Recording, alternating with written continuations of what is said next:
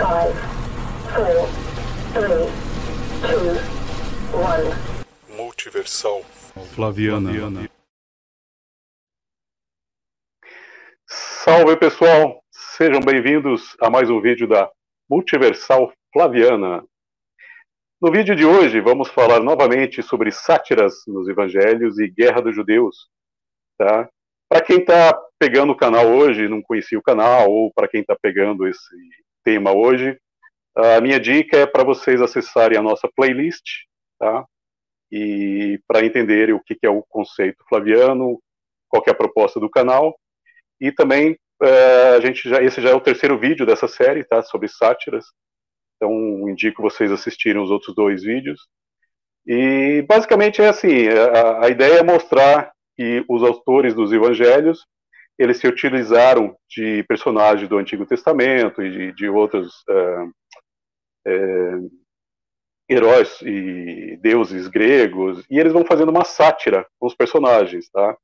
Então, quem descobriu isso foi o nosso amigo Joseph Athill, e depois a gente acabou descobrindo algumas coisas, tá? Então, no vídeo de hoje eu vou trazer basicamente o trabalho do Athill, e a gente vai corroborar com algumas coisas, tá?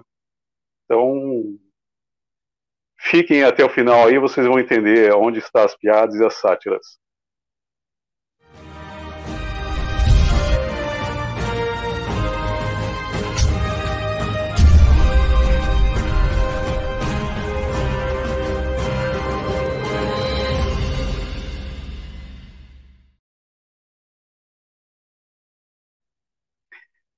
Ok. Bom, aqui do meu lado, nosso amigo Primo Ateu, ajudando sempre com seus comentários, suas dúvidas, né, que são bem colocadas, e ele vai estar ajudando aqui a apresentar para vocês essas sátiras, tá? Deixa eu só dar um alô aqui para o pessoal que está chegando aqui. O Wesley Ateu, fala Wesley. Carla Edúvia, bem-vinda novamente. Tá? Então é isso, tá? Eu não vou me aprofundar muito na explicação, tá? Então a minha dica é vocês pegarem a nossa playlist, assistir o primeiro vídeo, onde o Athill explica um pouquinho sobre a questão das sátiras, e vocês vão vendo, por exemplo, uma sátira bem fácil de entender, é aquela que a gente já apresentou, que é a profecia de Zacarias, né? Onde o Zacarias ele diz que o Messias chegaria montado num jumentinho. E aí os autores colocam Jesus pedindo para os seus discípulos roubarem, furtarem um jumentinho para ele poder cumprir a profecia. Tá? Então isso é uma sátira. Né? Eles estão brincando com as profecias do Antigo Testamento. Né? Então é isso que essa série vai mostrar, entendeu? Então são paralelos que a gente vai estar mostrando e um toque de sátira. Às vezes sátiras é um humor negro, né? Porque é sobre também a guerra, os evangelhos é sobre a guerra dos judeus, e eles fazem uma sátira contra os judeus sobreviventes, os judeus que morreram, tá? Então o livro é sobre isso, tá? Não tem nada a ver com paz, amor, entendeu? A não ser o evangelho de João, que não tem nada a ver com os sinóticos, tá? Eu estou me referindo aos sinóticos, tá? Então é isso. Primo Ateu quer falar alguma coisa? Dá um alô aí. Salve, salve, seus hereges. Só para nessa questão da sátira, né? Primeiro, agradecer o Francis aí pelo convite, agradecer o pessoal que está chegando aí, já compartilha, né? Principalmente para aquele teu amigo crente que acha que Jesus existe. Traz ele para cá. Faz o mesmo que ele faz contigo quando fica mandando vídeo, mensagem de Deus, mensagem de conteúdo. Faz o mesmo que ele faz contigo. O que acontece? Outra sátira que eu achei bem legal é a questão dos afeminados, né?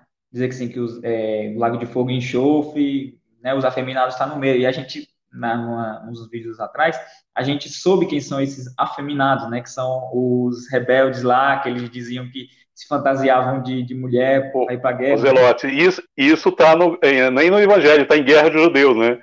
Aí por que José, escrevendo sobre uma guerra tão sangrenta, ele iria colocar os zelotes, que foram os culpados pela guerra, colocar eles como mulheres, né, passando batom, pó, se vestindo de mulher e sair matando pessoas, né? Não faz nenhum sentido, Não, né, eu primo? digo que na Bíblia está escrito, né, que os afeminados irão para o inferno. E no livro Guerra dos Judeus, a gente sabe quem são esses afeminados, né? Que lá deixa bem claro. Entendeu? Então, tipo, a questão do Judas, né? Judas Iscariotes, né? Também é uma sátira com os judeus sicários e tal. Então, essas pegadas aí que às vezes o pessoal, que até eu mesmo, uns 2 meses atrás, eu tinha muita coisa que eu lia que eu, cara, mas isso aqui não encaixa sabe?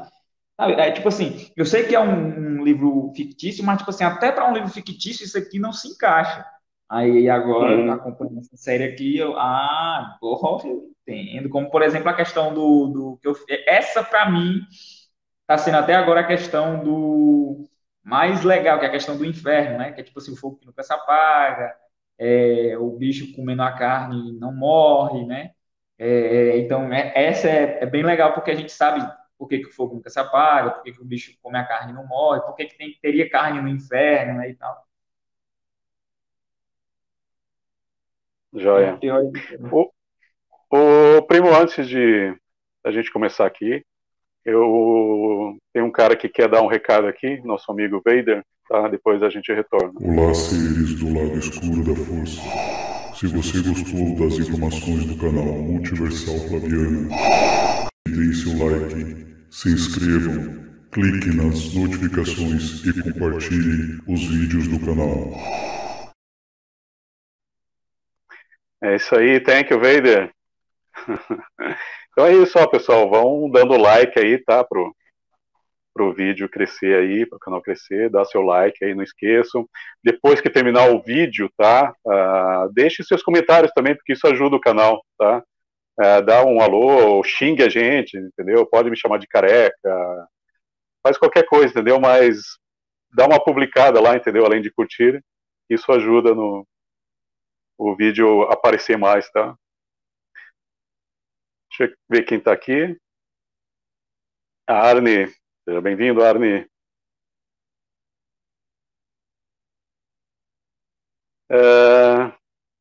Bom, então vamos lá. Vou colocar aqui. A gente vai começar. Então hoje é o terceiro vídeo, tá, dessa série. Sátira nos Evangelhos, Guerra dos Judeus. E eu vou trabalhar muito com o livro do Ethiel, tá? E eu trouxe só mais algumas informações que eu vou acrescentar, mas basicamente a ideia é trabalhar com a descoberta do Átio, tá? Fala, Analisar, beleza? Bem-vindo aí. Então, Ethiel, em seu livro Messias de César, ele vai dizer o seguinte, ó: na mente popular e na mente da maioria dos estudiosos, a origem do cristianismo é clara. A religião começou como um movimento dos seguidores de classe baixa de um professor judeu radical durante o primeiro século. Por uma série de razões, entretanto, eu não compartilhava dessa certeza. Muitos deuses adorados durante a era de Jesus agora são vistos como fictícios, e nenhuma evidência arqueológica de sua existência foi encontrada. O que mais contribuiu para o meu ceticismo foi que no exato momento em que os seguidores de Jesus estavam supostamente se organizando em uma religião que incitava seus membros a virar a outra face e dar a César o que é de César, outra seita judia estava travando uma guerra religiosa contra os romanos. Esta seita, os sicários, também acreditavam na vinda de um Messias, mas não aquele que defendia a paz. Eles buscavam um Messias que os liderasse militarmente. Parecia implausível que duas formas diametralmente opostas do judaísmo messiânico tivessem surgido da Judéia ao mesmo tempo. É por isso que os manuscritos do Mar Morto eram de tanto interesse para mim e comecei o que se tornou um estudo de uma década sobre eles. Como tantos outros, eu esperava aprender algo sobre as origens do cristianismo nos documentos de 2000 anos encontrados em Qurã. Só dá um toque aí, seu microfone nosso tá ok, tá, pessoal? Se tá no mesmo nível. Geralmente o meu fica um pouco mais alto. Beleza? E continuando aqui, ó. Tá dando para me ouvir, né, Paulo Francis? Eu estou te ouvindo. Certo. Aí, Átio, seguindo aqui, ele diz: também comecei a estudar as outras duas obras principais dessa época, o Novo Testamento e a Guerra dos Judeus de Flávio Josefo, um membro adotivo da família imperial. Tá? Então, o Átio, ele, lendo o manuscrito do Mar Morto, ele viu que essa literatura, né, eles esperavam um Messias militar, um guerreiro, né, e era oposto exatamente do que mostra os evangelhos, né, um Jesus que era a favor dos romanos. E aí ele começou a ler também Guerras Judeus, que está sendo escrito na mesma época, e ele percebeu os paralelos entre Tito, a campanha de Tito, com o ministério de Jesus, tá? Então é aí que ele teve a grande sacada, né, de descobrir esse caminho, né, esse quebra-cabeça que são os evangelhos, tá? Ele vai continuar aqui, ó. Esperava determinar como os pergaminhos se relacionavam com eles. Ao ler essas duas obras ao lado, percebi uma conexão entre elas. Certos eventos do ministério de Jesus parecem ser semelhantes aos episódios militares, campanha do imperador romano Tito Flávio, enquanto ele tentava obter o controle dos judeus rebeldes na Judéia. Meus esforços para entender essa relação me levaram a descobrir o segredo surpreendente. Essa família imperial, os Flavianos, criou o cristianismo. E, ainda mais, incrivelmente, eles incorporaram uma sátira habilidosa dos judeus nos evangelhos e na guerra dos judeus para informar a posteridade desse fato. A dinastia Flaviana durou de 69 a 96, período em que a maioria dos estudiosos acredita que os evangelhos foram escritos. Consistia em 3 Césares, Vespasiano e seus 2 filhos, Tito, Domiciano. Flávio Josefo, o membro adotivo da família que escreveu Guerra dos Judeus, foi o seu historiador oficial. Tá, algumas coisas, como eu já disse em outra live, algumas coisas a gente não concorda com o Éfio, tá? Por exemplo, a criação do cristianismo não era a ideia inicial de Tito e Vespasiano. E o irmão, o Domiciano, ele odiava o irmão e ele não deu continuidade ao cristianismo. Na verdade, ele matou o primo, o Titus Flavius Clemens, por ele estar envolvido, né, posteriormente à morte de Tito. O Titus Flavius Clemens, o nosso amigo Clemente de Roma, ele deu continuidade. E aí eles começaram realmente a criar o cristianismo, tá? Então isso a gente não concorda com o Éfio. Ok? Fala alguma coisa aí, primo. Não, eu não sei se se vai tocar nesse assunto, nessa questão da campanha do Tito, né? Similaridade com Jesus, por exemplo, pelo que eu sei, a campanha de Tito demorou ali mais ou menos 3 anos e meio, né? Não me corrija se eu estiver errado. Que foi praticamente a mesmo tempo que Jesus começou o ministério dele e foi morto, né? Ele começou com 30 e morreu com 33, né? Correto, né? Tá mudo. O Tito, ele começa com 28, quase 30. Né? Mas nos evangelhos também não diz que Jesus começou com 30. Por volta dos 30. Né? Aí demorou ali mais ou menos 3 anos, né? Que ele morreu com 33, A questão do Jesus ter ido para o Egito, se eu não me engano, também tem a ver com o Tito ter ido para o Egito também, né? Isso, o Tito também foi e voltou para a Judéia, exatamente. Então já tem 2 exemplos aí, né? Da questão do Tito com Jesus aí. Eu acho que o Francis vai apontar mais coisas ali na frente. Então, nossos amigos chegando aí. Alexandre. O Pagaminho, acho que é a primeira vez que ele está aqui. Bom, é isso. E, na verdade, assim, lógico, tem essa questão da idade e outras coisas, também tem a ver com José do Egito, né? É o que a gente tem mostrado nesses paralelos, né? Então, só que alguns paralelos também têm a ver com Tito, né? Por exemplo, o Jesus, ele sai da Galiléia e vem descendo até Jerusalém até morrer. Tito, né, ele se transforma no rei lá, né? Quer dizer, a ideia é ele ser o rei, só que logicamente ele não é o rei, né? Ele é morto e crucificado. E aí você tem a campanha de Tito, né? Eles desembarcam na Cesareia, só que eles começam a guerra na Galiléia, detonam tudo e vem descendo. E é exatamente isso que, incrivelmente, o Athill ele conseguiu descobrir, né? Esse paralelo, né? Mas Para mim, a questão mais importante é essa descoberta do Athill, né? Descobrir isso. em tese, tipo assim, em tese, Jesus também meio que veio triunfando, né? Porque, tipo assim, tudo bem que na história ele é morto e crucificado, só que, tipo assim, levando para o campo espiritual, digamos que ele venceu, né, o diabo ali e tal. E também, tipo assim, as pessoas que ele veio curando, né? Que a gente sabe o que, que significa as pessoas Isso, doentes. Tipo assim, tipo assim, ele veio descendo de cidade em cidade, curando, fazendo milagres, e a gente sabe o que, que é essas curas, esses milagres, né? Por exemplo, a questão dele ter expulsado os espíritos, ter ido para os porcos. Então, tipo demônio. assim, isso daí é um paralelo com as vitórias de Tito, né? Porque não tem como botar nos evangelhos ali ele matando os judeus, né? Então, tipo Sim. assim, ele matou de forma espiritual, né? Eu acho que essa sátira é uma das piores, né? Tipo, o pessoal acha que ele está curando pessoas, né? Cheio de paralíticos, né? E no fim não tem nada a ver, né? Realmente ele Porque o está próprio, o matando. próprio A Joséfo cura fala, ali né? ele está matando o pessoal, né? E o próprio Joséfo fala que os judeus, tipo assim, não tinha essa ruma de doente. Normalmente os judeus eram saudáveis, né? Saudáveis, exatamente. Eles eram saudáveis e ele fala que a doença era a sedição. Né? O Joséfo Uhum. fala e os doentes, então Tito tá curando os doentes, ou seja, aqueles que não se arrependeram vão sobreviver, vão ser curados, mas aqueles zelotas e sicários que não se arrependeram, eles vão para outro mundo, né? Sim, É sim. uma sátira que ele está fazendo ali, né? Uma sátira cruel.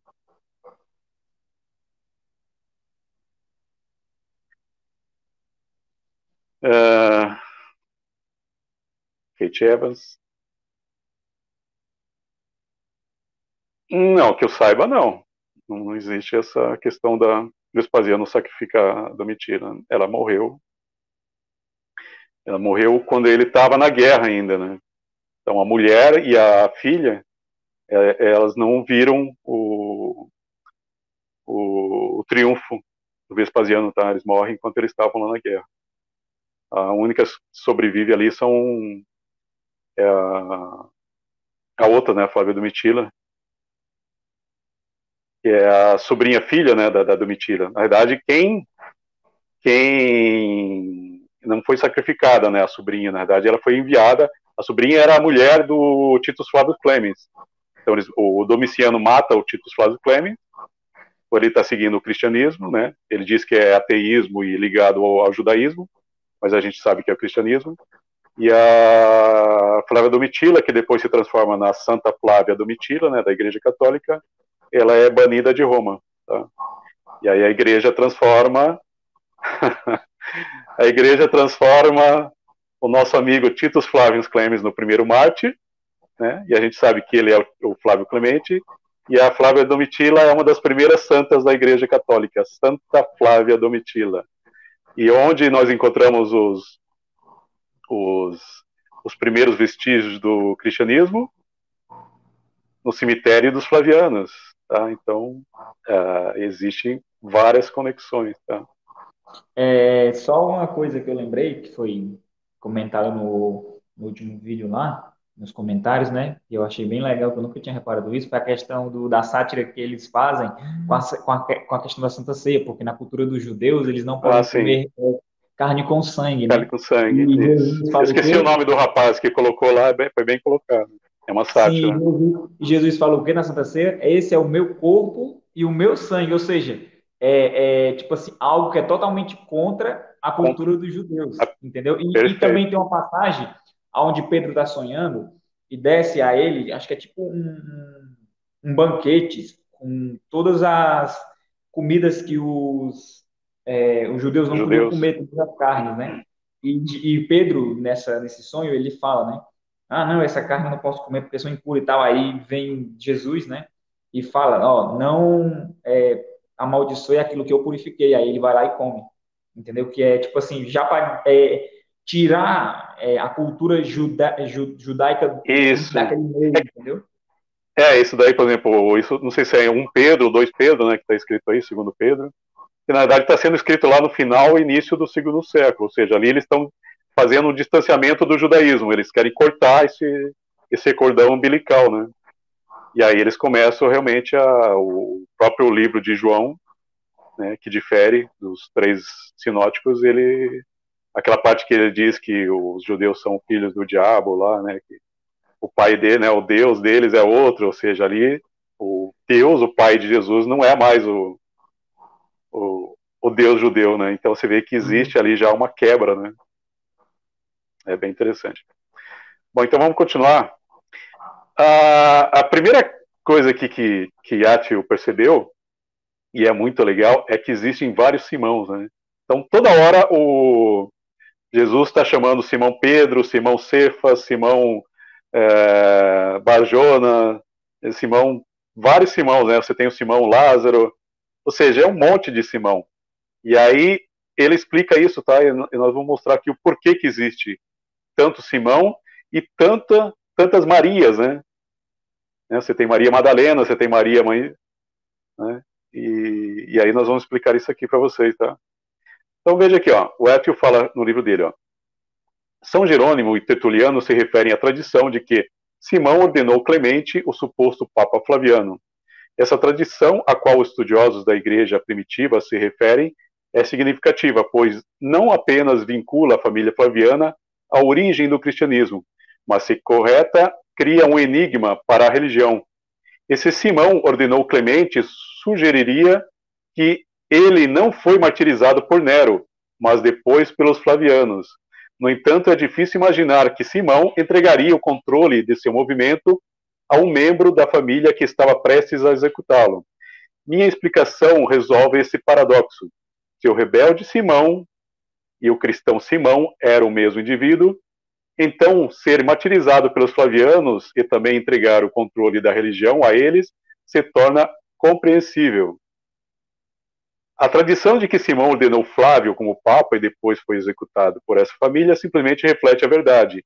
Os flavianos executaram Simão e depois passaram o controle sobre seu culto messiânico, agora cristianismo.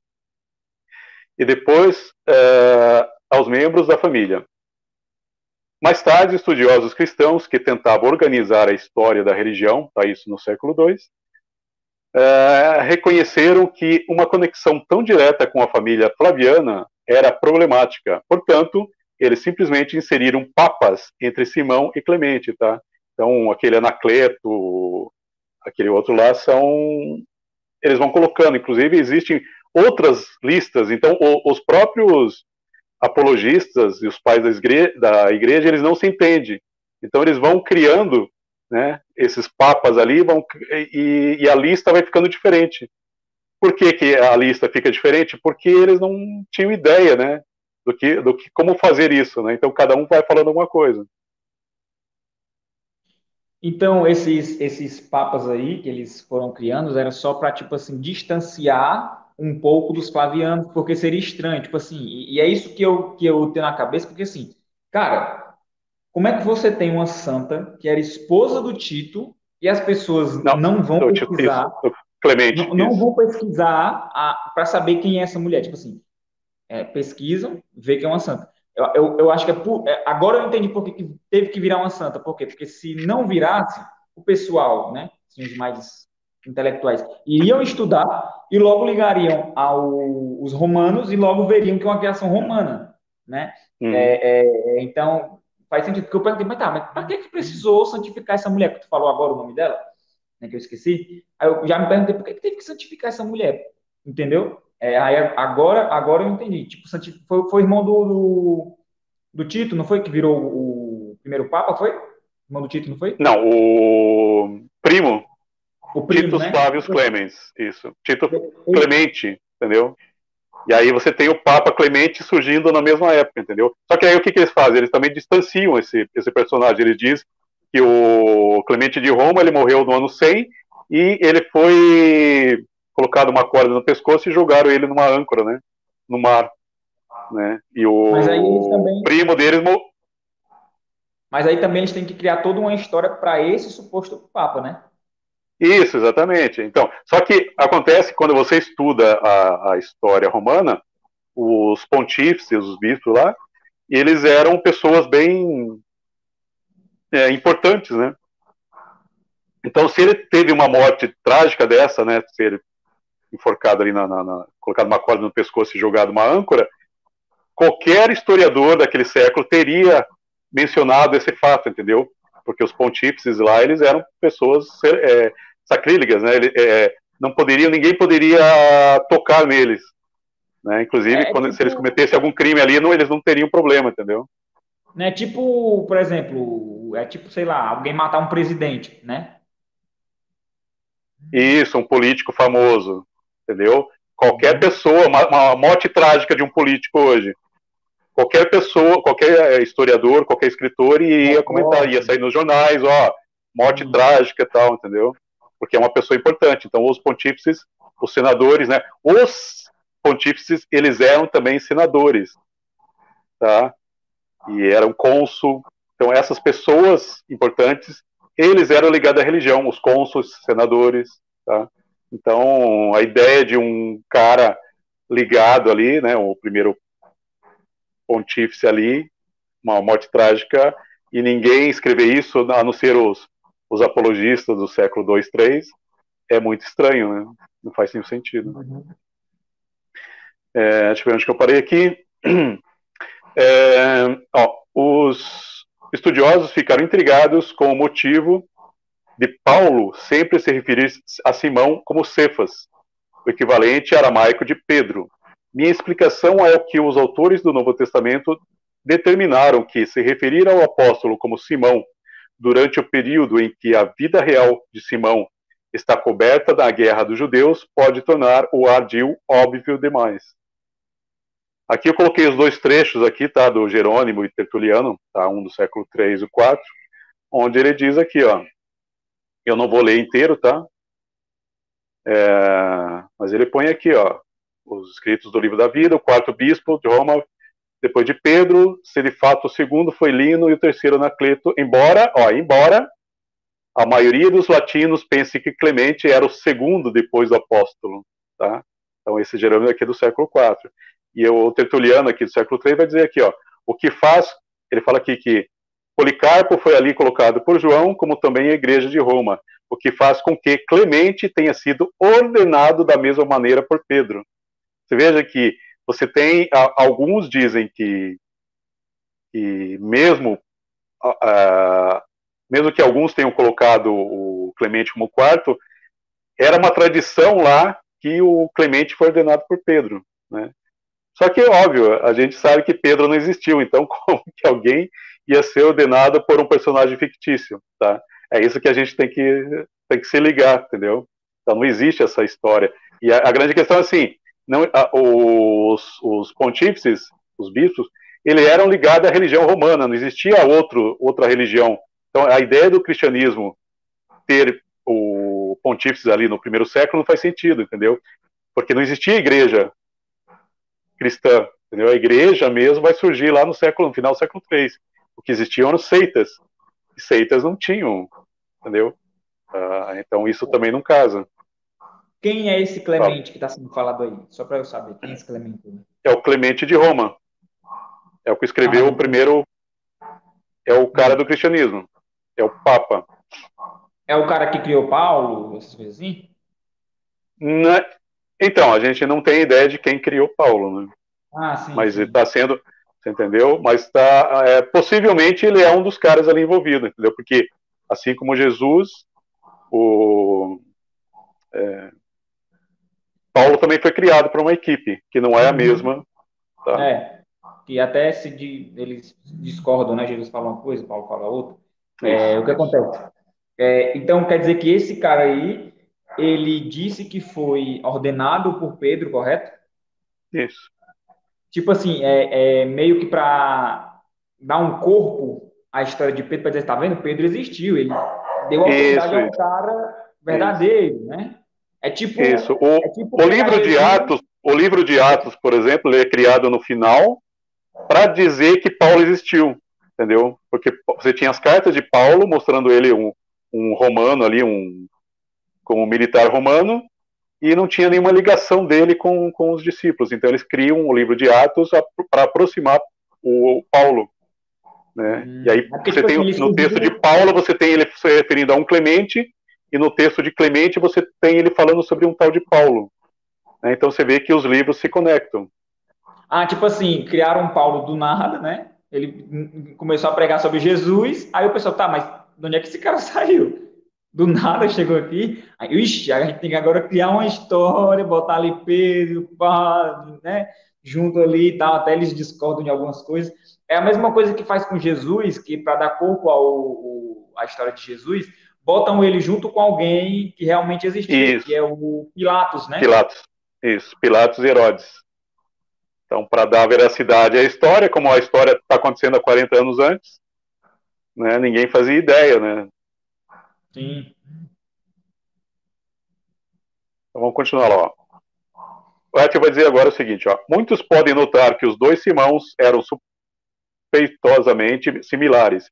Os autores do Novo Testamento, portanto, mudaram os apóstolos de Simão para Simão Pedro, depois para Pedro e finalmente para Cefas, pois sua narração se aproxima do momento em que o verdadeiro Simão lidera a rebelião, tá? O Simão Bar Giora.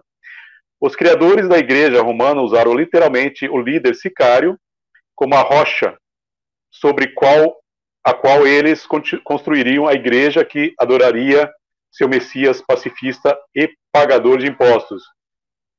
Aproximando-se do nome e da posição de autoridade de reis de Simão, eles foram capazes de enxertar o apóstolo Simão na história do cristianismo. Olha aqui a lista de Simãos, tá? Isso aqui é o nosso amigo Étio que colocou. Tem o Simão apóstolo, Simão chamado Zelota, né, que era um dos discípulos. Aí tem Simão, pai de Judas, que traiu Jesus. Tem Simão Magos, que lá vai aparecer esse daí lá no livro de Atos. Simão Curtidor, também está em Atos. Simão Fariseu, né? Simão Cirene, que é o cara que carregou a cruz. Né? É interessante porque nos três sinóticos você tem esse Simão que carrega a cruz para Cristo. Já em João é o próprio Jesus que carrega a cruz. Né? Você vê que ele já tira essa questão. Mas existe um propósito de Simão e não Jesus carregar a cruz, tá? A gente vai explicar isso para vocês, tá? E aí tem o Simão, irmão de Jesus, filho de Cleófas, Simão leproso e Simão Pedro. Olha, vários Simãos. Fala, primo. Tá, mas aí o que eu quero entender, porque nessa questão dos Simões aí, eu às vezes fico um pouco confuso. Todos esses Simões são as mesmas, tipo assim, tipo assim, vários personagens se referem à mesma pessoa, correto? Isso, daqui a pouquinho eu vou explicar, porque existe uma explicação relacionada à guerra, tá? E vai Sim, ficar eu sei, mas bem... tipo assim, esse Simão aí, esse Simão, o verdadeiro, ele realmente existiu, correto? Não tô falando Simão da lista. Barguiora. Ele era um rebelde, correto? Ele era um rebelde, na verdade aqui o Atio ele coloca ele como sicário, na verdade ele não era, na verdade ele era um idumeu e ele combate os zelotes e os sicários, tá? Então são três seitas que estão lutando, três facções estão lutando ao mesmo tempo lá para tomar o controle de Jerusalém. Tá? Então você tem João, que é o líder dos zelotes, você tem o Eleazar, que é líder dos sicários, e tem o idumeu, que é o Simão, e Simão ele é tratado como o salvador, né? Eles colocam ele para dentro de Jerusalém, achando que ele vai salvar os judeus dos zelotes e sicários. E aí ele volta contra os próprios judeus, entendeu? Então ele é o falso Cristo. Falso Cristo. Tá? Ele não é anticristo, ele é o falso Cristo. Ele era o salvador que eles esperavam, entendeu? Para acabar com... No final, quem foi o Cristo verdadeiro foi Tito, que acabou com a guerra civil, né? E libertou os judeus que estavam a favor de Roma, né? Agora sim, tipo assim, mas ele não era a favor do Tito, né? Esse falso Cristo. Não. Ah, entendi, mas tipo assim. O Simão Barguiora, ele foi levado pro triunfo, foi executado lá. Tipo assim. Entendeu? Ele foi executado, inclusive, olha, Simão Pedro. Aonde foi executado o Simão Barguiora? Na famosa Pedra Tarpeniana, onde todos os malfeitores, os líderes os mais famosos líderes, eles eram executados nessa Pedra Tarpeniana durante o triunfo. Agora sim, sobre essa questão desse Pedro, ele queria matar, ele era contra o Tito, mas também ele não queria que os sicários e os zelotes assumisse o poder. Então, tipo assim, ao mesmo tempo que I- ele era contra Tito, ele era contra essas outras facções, Isso, né? Agora, isso, assim, exatamente. por exemplo, ele é chamado de falso Cristo? Aí eu não sei, tipo assim, o Não, ele Tito, não é chamado de falso Cristo. Nós estamos dizendo que ele é falso Cristo. Entendeu? Por ah, quê? sim, Porque entendi. ele foi chamado de Salvador, porque assim, eles achavam, eles abriram o portão pro Simão, achando que ele ia acabar com a rebelião dos caras, entendeu? Então, assim, eles imaginavam que ele ia ser o Salvador, mas ninguém chama nem Tito de Cristo, de Messias, entendeu? Não, eu Mas sei o que eu estou falando assim. Ele, quando criaram os evangelhos, nos evangelhos o falso Cristo é referente a ele, né? Nos evangelhos, isso, na isso, Bíblia, na Bíblia. Agora, agora isso, isso, eu estou tentando entender. Ele foi chamado de falso Cristo porque ele estava combatendo justamente o que Tito falou que combateria, não é isso? isso. Aí, tipo assim, para o pessoal não É, confundir, tipo assim, para ficar ali, claro que, tipo assim, tá, ele está combatendo o que Tito disse que vai combater, mas ele não é o Salvador, entendeu? ele não É é, mais ou menos isso, isso. isso, Entendi, entendi. tá? Então vamos lá. Ahn,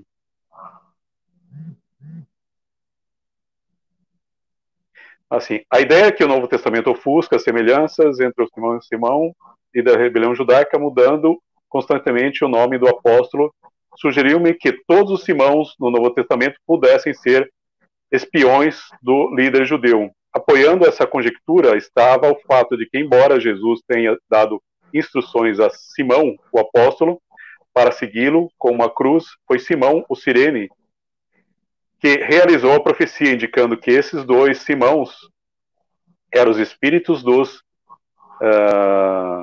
do mesmo indivíduo. Além disso, parecia claro que Simão era que era o pai de Judas, os Iscariotes, também era um espião do rebelde Simão, que provavelmente era um sicário. Simão, o fanático, também parece um provável epiteto para Simão, o líder dos judeus. Né? Você tem aquela passagem, por exemplo, quando Jesus está indo para a crucificação, que ele chama o Simão Pedro de Satanás, né?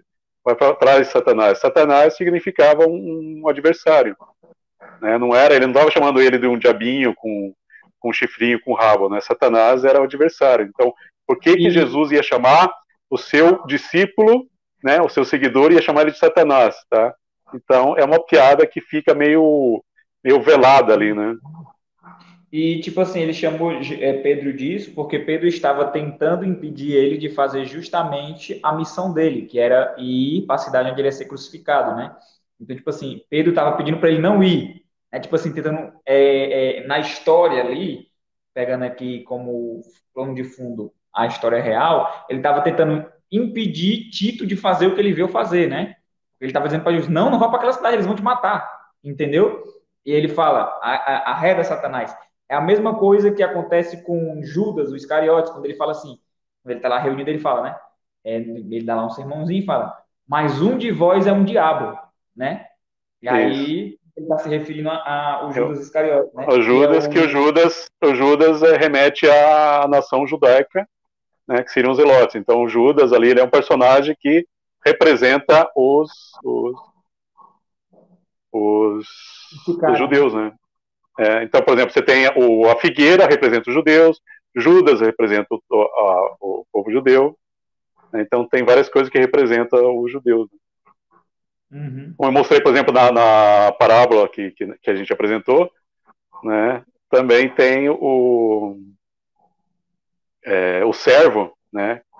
O servo lá que não fez o que o Senhor mandou, o servo é a nação judaica, né? Então, os 10 servos da parábola dos talentos eram as províncias, né? Cada servo era uma província e a província judaica que não fez o seu dever de casa é referente à nação, entendeu? Não é um personagem, não é uma pessoa, tá? Os servos das parábolas é o povo judeu. Uhum. Tem um cara um cara dizendo aqui que o Otângelo, tinha que ser o Otângelo, né? Que Isaías 53 falara claramente de Cristo, né? Que é o sofredor e tal, mas tem muita coisa no Isaías que não se encaixa com Cristo, viu? Se você ler direitinho. Não. Pelo que eu sei, é em Isaías que fala que o servo sofredor, se eu não me engano, é em Isaías. Posso estar enganado aqui, que fala que ele teria descendência, alguma coisa assim. Pelo que eu sei, Jesus não tem filho, né? E também fala que o servo sofredor parece, salvo engano, eu ouvi uma vez o Alexandre falando disso, que ele teria alguma doença, parece uma coisa assim. E pelo que eu sei, Jesus não tinha doença nenhuma, né? Esse Isaías aí já foi refutado já faz tempo, né? A gente E aí ele talvez não fala fale de sobre isso, Jesus, mas ele não assim, fala de isso Jesus. já era, a gente nem perde muito tempo, porque Não, e ele não não sei, fala de Jesus, né? Ali é, não, é o- não, é os cristãos que tentam acoplar uma coisa com a outra, porque isso, José, que ajudou a criar o Novo Testamento, sabia o que estava escrito em Isaías e tentou fazer uma ligação. Foi isso que aconteceu. isso. Então, o Átio, no livro dele, ele percebe que existe uma ligação entre o Simão e João, tá? Então, ele vai dizer o seguinte no capítulo 2 dele. O fato desse fato ter sido negligenciado por 2 milênios representa um ponto cego na bolsa de estudos tão grande quanto longa. Os evangelhos foram projetados para se tornarem aparentes como sátira assim que foram lidos em conjunto com a Guerra dos Judeus. De fato, os 4 evangelhos e a Guerra dos Judeus foram criados como uma peça unificada da literatura, cujos personagens e histórias interagem. Sua interação confere um significado cômico a muitas das frases de Jesus e também cria uma série de quebra-cabeças cujas soluções revelam as identidades reais dos personagens do Novo Testamento. Compreender o nível cômico do Novo Testamento revela, por exemplo, que os apóstolos Simão e João eram sátiras cruéis de Simão e João, os líderes da rebelião judaica. Tá? Então, Simão e João dos Evangelhos são o Simão Barguioras e o João de Iscária de Guerra dos Judeus. Tá? Essa é o paralelo. Ao longo desse trabalho, refiro-me ao ministério de Jesus como uma sátira da campanha militar de Tito. Faço isso porque o ministério foi baseado na campanha e pretendia ser visto como engraçado quando visto a partir dessa perspectiva. No entanto, a relação entre os dois ministérios não era simplesmente satírica. A tradição que Pedro, aqui eu estava falando onde Simão Pedro, ele ficou na prisão armentine, tá? Isso aí existe um texto, se vocês procurarem no Google, tá? A igreja diz que Simão Pedro e Paulo ficaram nessa prisão armentine, que é a prisão onde ficavam os líderes que eram executados, tá? Então eles esperavam a morte nessa prisão, e eles colocam Pedro e Simão nessa Marmentine, e o único nome que existe lá nessa época Pedro e Simão dos ou evangelhos... Pedro e João? Pedro e Simão ou Pedro e João? Quem ficou nessa prisão foi apenas o Simão Barguioran. Ah, sim, Tá? entendi. Os dois foram levados para lá, o Simão e o Pedro, só que o João, ele é solto. Tá? Uhum. Então, eles colocam, veja que eles dizem que Simão Pedro dos Evangelhos, morreu por volta de 67 e ficou nessa prisão. Só que o único nome que existe ali é o Simão Barguioras, tá? Não existe Paulo, ou seja, essa história foi inventada séculos depois, tá? E essa passagem de João aqui diz, né? É a única passagem de João que mostra um paralelo com a Guerra dos Judeus, tá? É a única parte, é esse final. Que aí Jesus diz para o Simão, né? O Simão quer saber sobre a morte dele e tal. Né? Jesus diz que quando o Simão for mais velho, né? Que quando ele era novo, ele mesmo se cingia, né? Ele se vestia e tal. E aí quando ele fica mais velho, ele estenderá as mãos e outro cingirá ele e levará ele para onde ele não desejaria. Tá? Isso falou ele, significando com que morte ele deveria glorificar a Deus. Ele não diz como ele iria morrer, ele só diz que ele ia ser cingido as mãos, ou seja, ele ia ser levado para um lugar, né? Onde seria esse lugar? O triunfo. Tá? Então esse Simão, que é chamado de Satanás por Jesus, é o Simão Barguioran. Tá? Então ele é levado ao triunfo.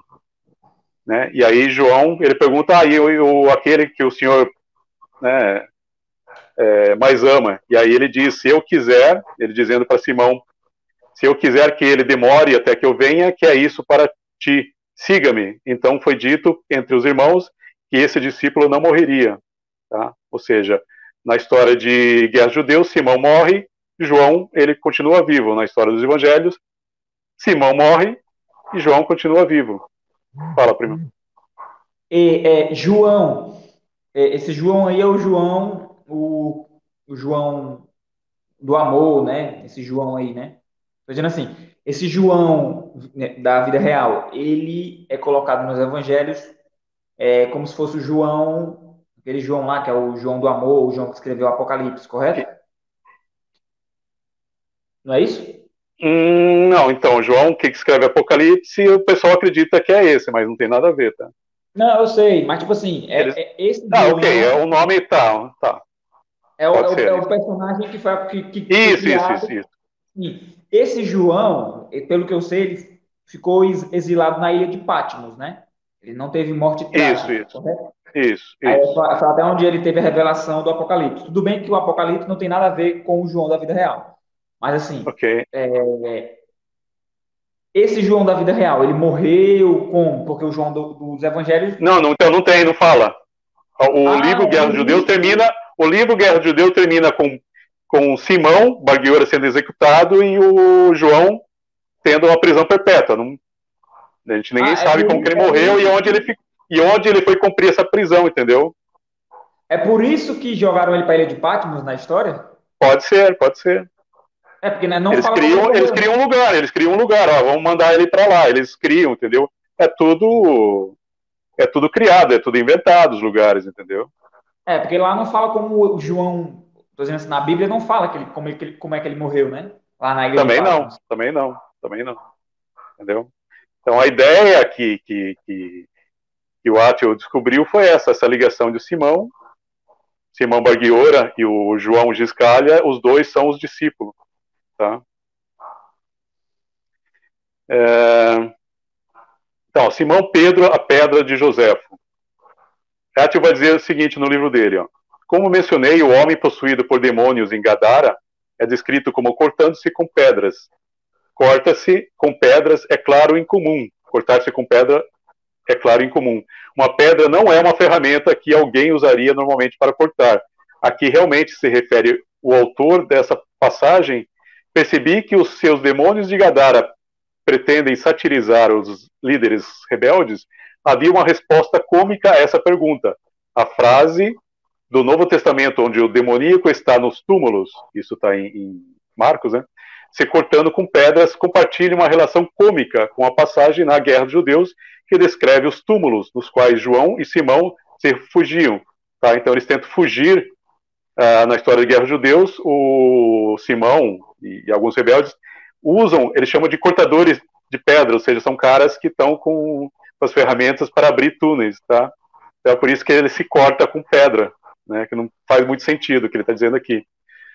Que descreve os túmulos nos quais João e Simão se refugiam. A piada vem da pergunta não respondida em Marcos 5. Tá?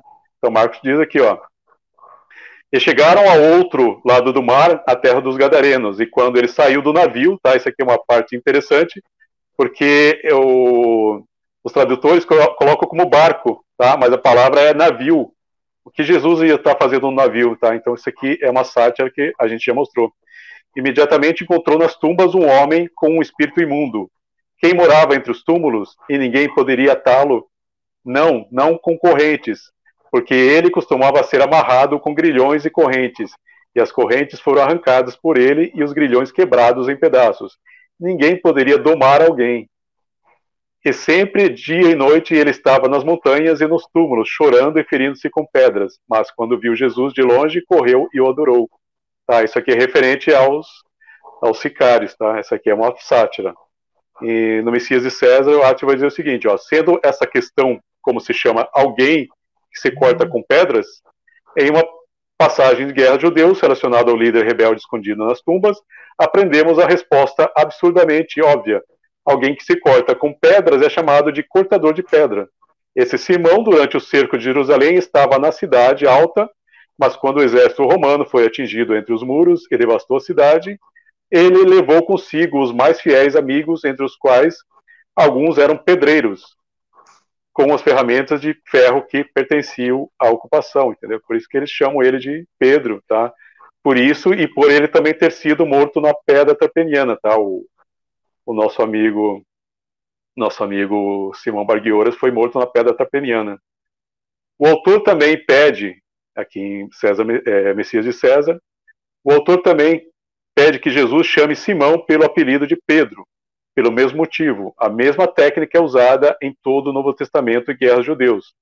Para aprender o nome de um personagem sem nome, o leitor deve ser capaz de recuperar detalhes de outra passagem relacionada. De fato, o Novo Testamento é projetado como uma espécie de teste de inteligência, cujo verdadeiro significado só pode ser entendido por aqueles que possuem memória, lógica e humor suficientes. Olha, aqui ele relaciona os paralelos entre o ministério de Jesus e a campanha de Tito. Ó. Os personagens principais são chamados Simão e João. 2. Ambos são julgados. 3. Ambos os paralelos ocorrem na conclusão de um ministério e campanha. 4. Em cada um, Simão se torna um mártir.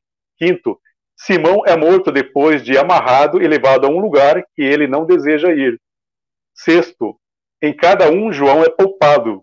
E 7. Em cada um, Simão segue o Cristo, Jesus, Tito, na procissão triunfal. Então veja que Jesus pede para Simão, siga-me.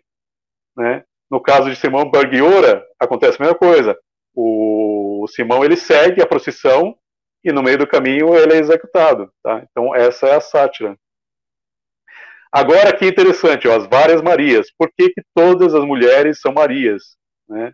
Você tem uma apenas que ela é chamada de Marta, mas Marta também significa a mesma coisa. Olha o que o Átio vai nos dizer aqui, ó. Maria, mãe de Jesus, Maria Madalena, Maria, irmã de Lázaro e Marta de Betânia. Maria de Cleófas, mãe de Tiago, menos Maria, mãe de João Marcos, irmã de Barnabé, Marta, irmã de Lázaro, e Maria Betânia, Marta, irmã de Lázaro. Tá? Ou seja, um monte de Maria e um monte de Marta. Né? Olha que interessante. Por que não existem outros nomes? Existiam vários nomes de mulheres. Porque todas as mulheres são Marta e Maria. Tá? A explicação vem a seguir. Ó. Essa lista,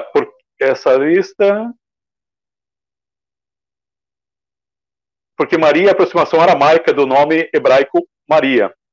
Os dois nomes derivam da palavra rebelião, tá? Tanto Marta como Maria significam rebelião. Marta é aramaica por ela foi rebelde, e Maria é hebraica para a rebelião deles, tá? Então veja que aqui é a piada, tá? Então todas as mulheres são chamadas de Maria e Marta, tá? Que é a mesma coisa, uma mulher rebelde. Não há tradição hebraica conhecida de dar às irmãs o mesmo nome. O fato do Novo Testamento registrar que uma família tão central é a origem do cristianismo, escolheu fazê-la, sugere que, para mim, que todos os personagens nomeados Maria nos evangelhos poderiam, como suspeito de todos os Simãos, são espiões. Uma passagem no Evangelho de João que afirma que Maria, a mãe de Jesus, também teve uma irmã chamada Maria, apoia essa premissa. Tá? Então, os judeus não costumavam dar o mesmo nome para duas irmãs. Então, é impossível ter duas Marias numa família. Tá? Por que isso? A gente vai explicar daqui a pouquinho. Agora ali estava a cruz de Jesus, a sua mãe, e Maria, irmã de sua mãe, esposa de Cleófas, e Maria Madalena, João 19:25. É bastante improvável que as duas famílias mais centrais do ministério de Jesus tivessem, por acaso, duas irmãs chamadas Maria. Átia vai continuar dizendo, ó. Maria deriva da palavra rebelião. Acredito que esses alçapões não foram baseados em um indivíduo histórico, mas em um arquétipo. Em outras palavras, todas as mulheres do movimento messiânico militante dos sicários seriam conhecidas como Marias pelos romanos, porque eram todas rebeldes. Esse insight é importante para entender o papel principal de Maria Madalena na sátira do Novo Testamento sobre a ressurreição de Jesus. Suponho que durante a guerra, Maria se tornou um apelido romano para rebeldes, da mesma maneira que os soldados inimigos foram referidos por um único nome durante a Era Moderna. Por exemplo, soldados americanos chamaram seu inimigo Charlie durante a Guerra do Vietnã e Couch durante a Segunda Guerra Mundial. Pode-se imaginar um centurião romano ordenando que todas as Marias sejam separadas dos homens após a captura de um grupo de rebeldes judeus. Esse tema pode ter sido continuado pelos autores do Novo Testamento para afirmar comicamente que todas as seguidoras do Messias eram rebeldes. De qualquer forma, é claro que para um leitor dentro da corte Flávia, o nome do Novo Testamento de todas as mulheres seguidoras do Messias Maria, isto é, mulher rebelde, teria sido visto como um outro golpe cômico. Ou seja, todos os caras ali são Simãos, que é o líder que morreu. E Maria seriam todas Marias. Isso fazia parte da guerra, então eles apelidavam, ele dava os apelidos, né? Então eles não iam chamar as mulheres, oh Maria, qual é o seu nome? Ah, Joana. Oh, qual é o seu nome? Ah, fulana. Né? Então, ou seja, eles dão, todas as mulheres são Maria. Oh Maria, vem cá. Né? E todos os rebeldes são Simão, né? Simão e João. Tá? Então é isso que se trata essa história, tá? Ó, isso chama-se etnofaulismo. É a forma depreciativa de se tratar membros de um grupo étnico diferente. E isso aconteceu com os alemães, que ao longo dos séculos, guerras e invasões, receberam as mais diversas alcunhas de seus vizinhos. Outra área produtiva da gíria eram palavras para o inimigo. Os soldados costumavam inventar um nome para o inimigo que seja fácil de lembrar. Por exemplo, Fritz. Os soldados britânicos empregavam uma variedade de epitetos para os alemães. Fritz, uma forma alemã de Friedrich. E na Segunda Guerra Mundial, chamado de Jerry, abreviação de alemão. Como os soldados vietnamitas receberam o apelido de Charlie. Os americanos, em suas mensagens, sempre se referiam aos Vietcongues locais como Charlie. Charlie era a abreviação de Victor Charlie, que era o código alfabético de VC, que significa Vietcong, uma versão abreviada da frase vietnamita para comunista vietnamita. Vocês entenderam? Então, isso vem desde os romanos. Então, eles davam apelido na guerra para as pessoas. Então, eles pegavam um líder e chamavam aquele líder, davam o nome para todos. Os homens eram Simão e as mulheres, no caso da guerra dos judeus, as mulheres eram todas Marias, tá? Então, essa é a grande piada, tá? O pastor chegando aí. Abençoa a gente, por favor, pastor, que está dando ruim aqui. Por favor, abençoe a nossa live. As Marias de Jesus. Aqui é uma sacada que eu tive e eu quero a interação do pessoal do chat, tá? Veja só aqui, em Marcos, como já vocês viram, talvez em outras lives, alguns outros pessoas falando, em Marcos não existe o personagem José. Jesus, ele não tem pai, tá? Não existe em nenhum lugar. João mesmo escrevendo depois e não citando o nascimento de Jesus, João cita José como pai de Jesus. O único evangelho que não tem José é Jesus. Jesus surge com 30 anos e não existe, tá, a relação com José. E olha que interessante aqui, ó, porque os judeus chamavam o pastor está abençoando aqui o programa.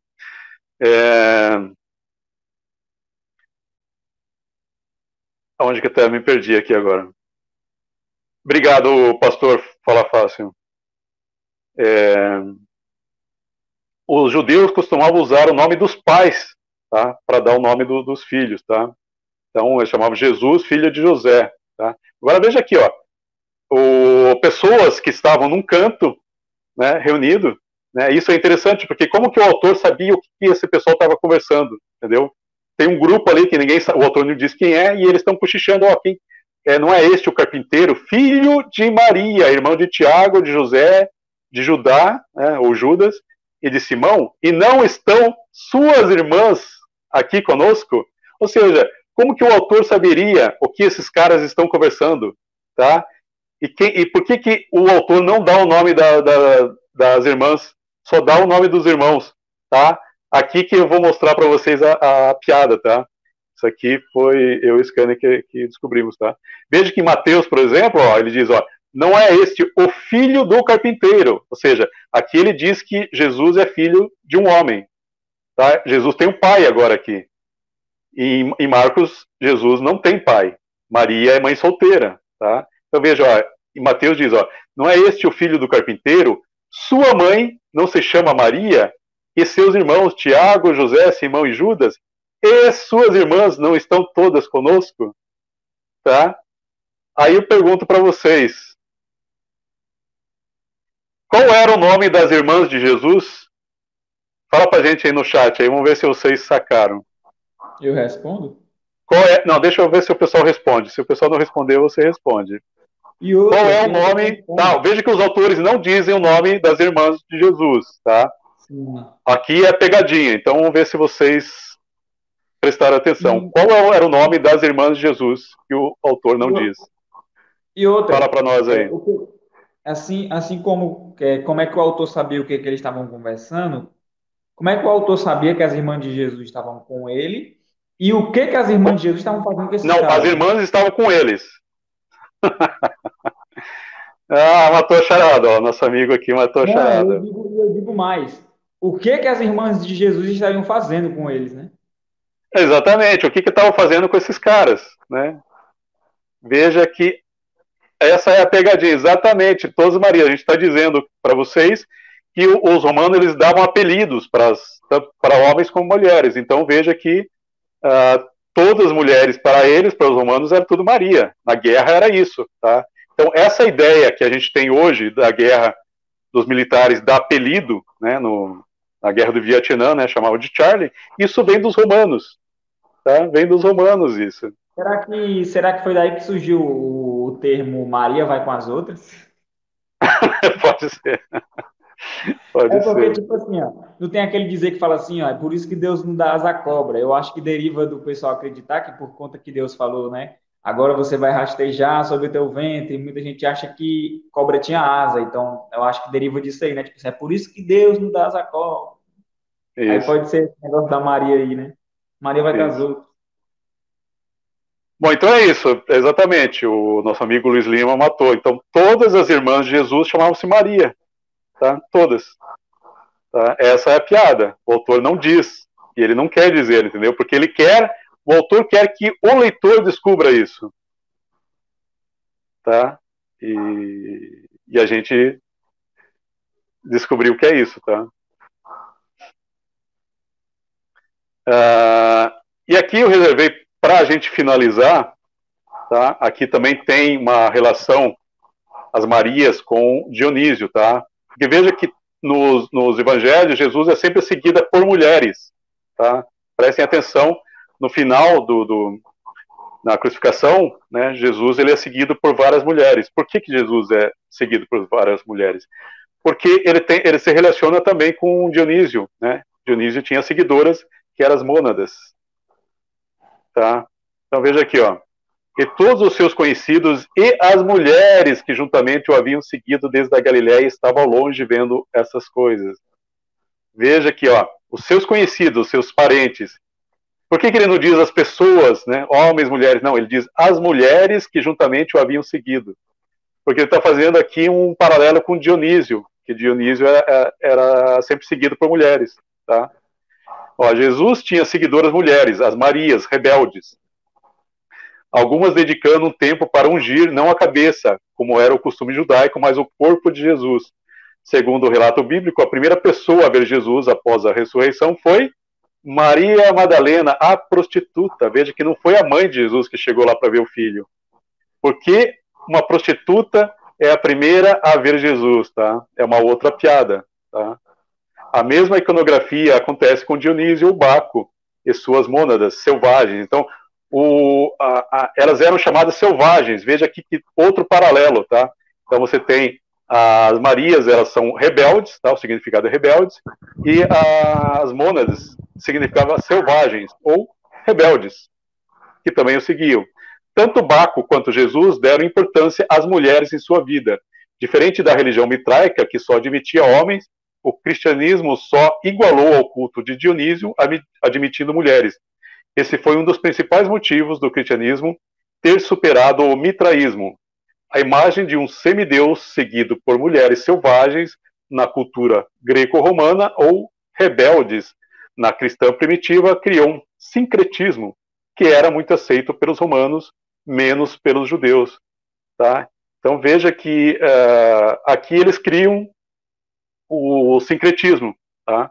Então você tem a sátira relacionada à guerra dos judeus, e ao mesmo tempo os autores vão pegando também uma tipologia da mitologia grega e egípcia, tá?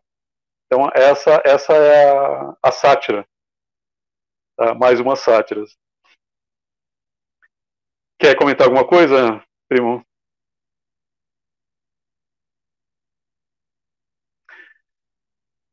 Pessoal, vocês conseguiram então sacar essas sátiras de hoje? Tá? Então os personagens Simão e Maria e João, eles são todos arquétipos dos judeus. Tá? Então por que todas as Marias, todas as mulheres são chamadas Marias ou Marta? Então Marta e Maria significa a mesma coisa, tá? Significa uma mulher rebelde. Tá? E Simão é ligado a Simão Barguiora, que foi o cara que foi executado, tá? Era um inimigo dos romanos e foi executado. Então é por isso que Jesus chama o seu Simão, seu discípulo, de Satanás. Tá? E aí depois, tá? Aí depois, quando começa a criar a religião, o cristianismo, é por isso que pega esse personagem Pedro e transforma ele num mártir. Tá? Mas a ideia do principal dos três sinóticos era fazer uma piada. Tá? Os autores estão fazendo uma piada, eles não estão criando uma religião, como supõe o Whitefield, tá? E aí, em João, sim, João, eles estão, no Evangelho de João, ali, eles estão criando uma religião, tá? Fala, primo. Eu ia perguntar se essas Marias não poderiam estar relacionadas com os próprios judeus sicários, né, zelotas, porque assim, a gente sabe que afeminar naquela época o seu oponente era uma forma de escárnio, né? É tão tal que bota eles como... Não. Isso aí são mulheres mesmo. Não, tá?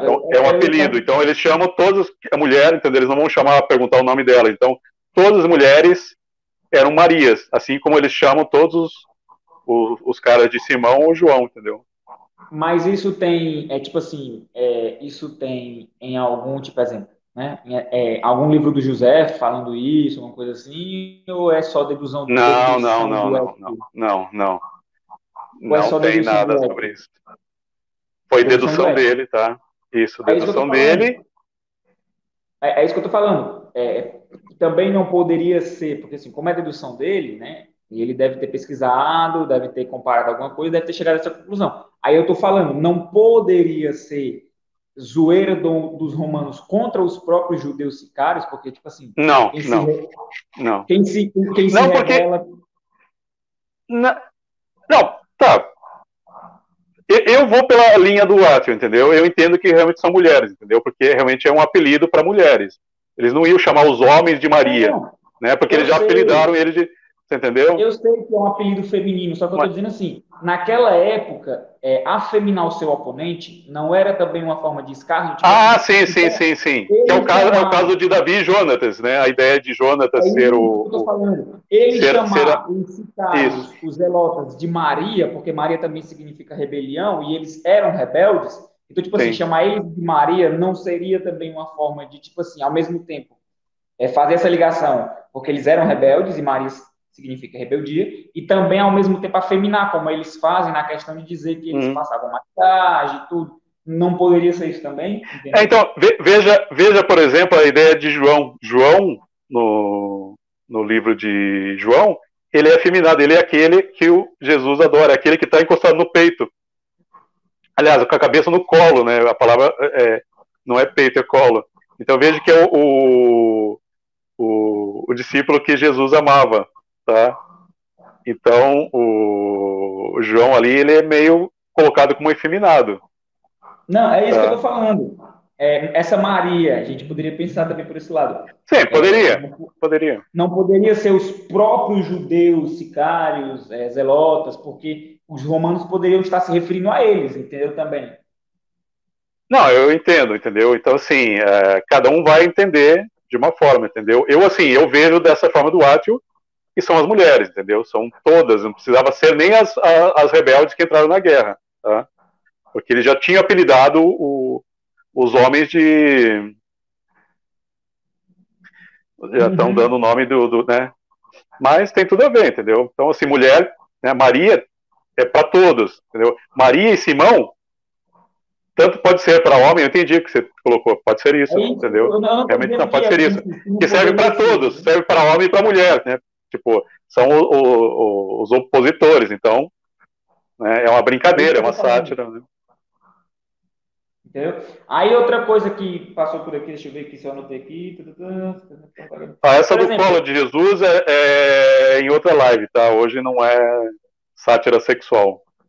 a Na outra questão, live a gente explica.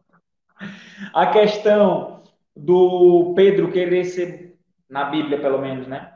Ele querer ser crucificado de cabeça para baixo, tem alguma coisa a ver com o Não, não. Na evangelho? verdade, isso é colocado pela igreja, pelos pais apostólicos, entendeu? Não existe essa ideia dele, não existe nenhum, né? Nos evangelhos não diz como ele morreu, tá? Isso é criado depois, né? A ideia dele ser crucificado de cabeça para baixo numa cruz, né? Que ele não queria ser o Não exemplo. tem na Bíblia, não tem na Bíblia, não. Ele pedindo para ser crucificado de cabeça para Não, baixo. não tem, não tem, Cara, pois eu jurava até hoje que tinha. não. Isso aí foi um Cara, acréscimo. Eu não lembro aonde está, eu não vou saber agora te falar onde está isso, tá? Mas nos 4 evangelhos você não tem isso, entendeu? Você tem isso em um outro, num apócrifo, tá? Eu não vou lembrar pô, agora. eu pensei que tinha na Bíblia. Agora, outra coisa, acho que é a última pergunta aqui. Deixa eu ver. Bilhão, Maria Noiva. Não, isso aqui eu pergunto no off porque não tem muito a ver com a coisa aqui. José, pai de Jesus, não teria a ver com Flávio Joséfo, que é o criador de Jesus? José, Sim, o José, José, exatamente, José é o nome, ele se coloca ali como o pai, entendeu? porque ele criou, né? Tanto que uma coisa que o Scania descobriu também, que a gente, em uma próxima live, tá, vou fazer um spoiler, o Scania descobriu, por exemplo, eu não lembro qual evangelho que está isso, mas os discípulos, 2 discípulos que entram para compor os 12 novamente, um é José e outro é Matias. Sim, sim, Ou sim. seja, José Matias é o nome de Joséfo. Entendeu? Então, ou seja, novamente ali eles colocando a ideia do criador de Jesus, entendeu? Não é colocado ao acaso, entendeu? Porque que é José e, entendeu? Então isso daí o Scania que descobriu essa faceta. Que foi os dois nomes citados para substituir Judas Iscariotes, que é o judeu sicários, né? Isso, isso. Entendi. Bom, acho que finalizamos essa live, então, com atropelos aqui. Espero depois eu vou editar essas 2 lives, tá? E vou juntar e vocês assistem, tá? Novamente. E vamos ver o que sobrou, tá? Desculpem pelo ocorrido.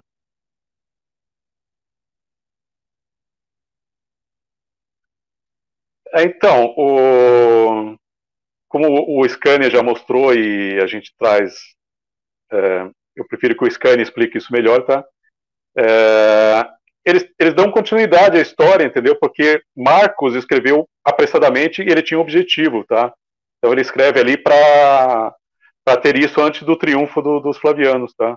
Então aí vem Mateus e Lucas para fazer eles têm um novo objetivo. Por exemplo, Marcos, não existe José, não existe essa ligação da genealogia ligando a Davi. Depois eles têm interesse, entendeu? Para ligar com o Messias que eles estavam aguardando. Tá? E é por isso que Mateus e Lucas eles colocam a genealogia. Tá? Cada um coloca um tipo de genealogia, um diferente do outro, mas ali eles estão tentando ligar Jesus com Davi. Tá? O que não que acontece com Marcos. Né? Então Marcos você não tem infância, ele não tem pai, e Marcos você termina Jesus, o corpo sumindo. Né? Aquela passagem onde Jesus reaparece para os discípulos, aquilo lá foi composto tempos depois, entendeu? Então não existia. Aí Mateus, o autor de Mateus, Joséfo está ali provavelmente escrevendo também, e aí ele vem para corrigir alguns problemas, né?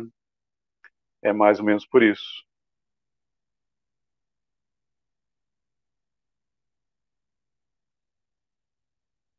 O pastor está convidando a gente para a live dele. Depende do horário, depende do horário. Depende do horário. Eu só posso até ficar numa live até umas 9. Tá? Senão eu apanho. Eu só posso entrar na live a partir das 8h30 por aí. Cada um tem horário.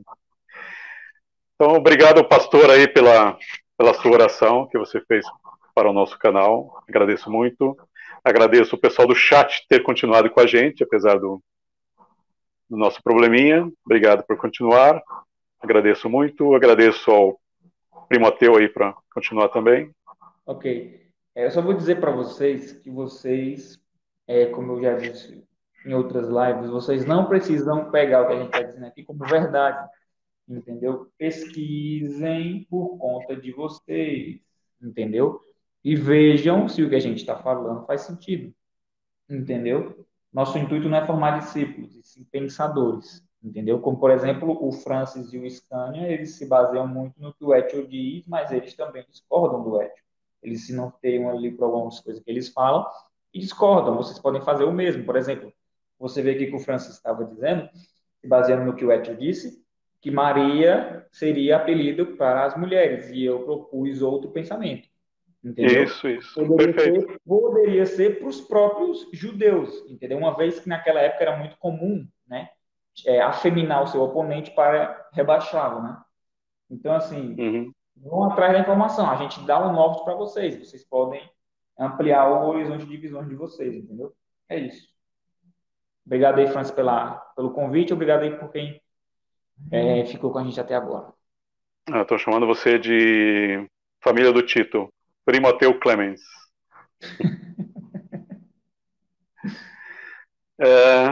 Bom, então, obrigado, primo, mais uma vez. Obrigado, pessoal do chat. Nos vemos em uma outra live. Tá? Valeu. Fui.